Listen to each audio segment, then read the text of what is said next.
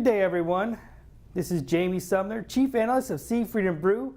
And for this week's webcast, we want to look at a couple of releases that came out last week. It was a busy week, and the first things we want to look over are the maps from the Federal Reserve Bank of Philadelphia. And if you recall, they put these out monthly throughout the year. However, during the first quarter of the year, they're kind of doing some revisions to their model, so it takes them a little time until they have the numbers to put forth. And so we just got the January Coincident Index and the Leading Index over the past couple of weeks. So we're going to look at the January numbers today, and over the next couple of weeks we're going to start to roll out. They'll give us the February and then March numbers.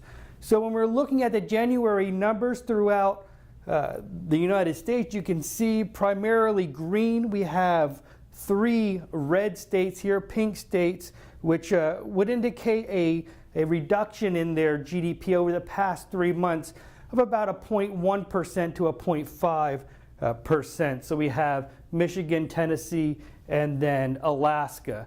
But overall, when we look at the United States, we're at, for January, a 3-month growth rate of 0.72.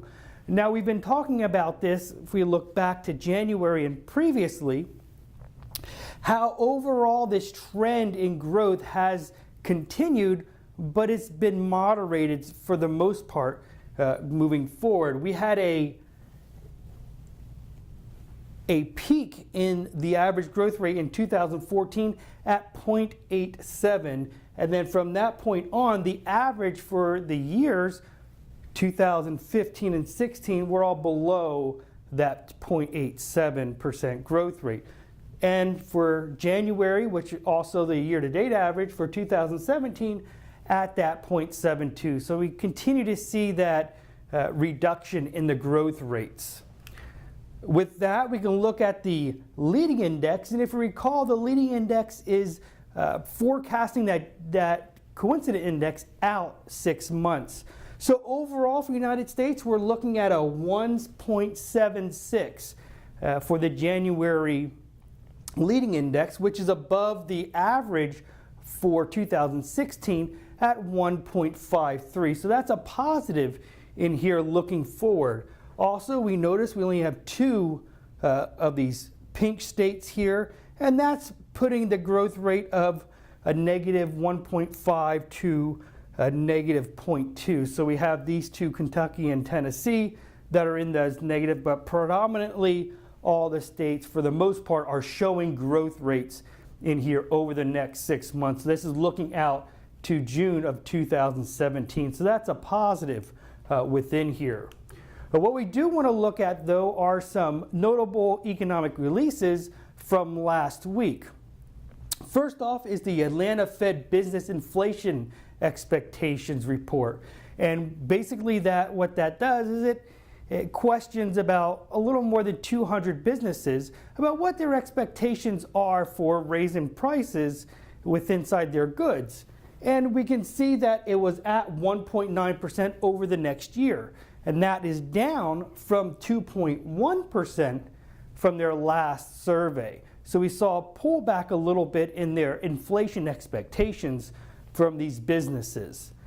With that, we followed that up with the Consumer Price Index report that came out last week, and that showed a negative 0.38% change in CPI month over month. So we actually saw a contraction there by 0.38%.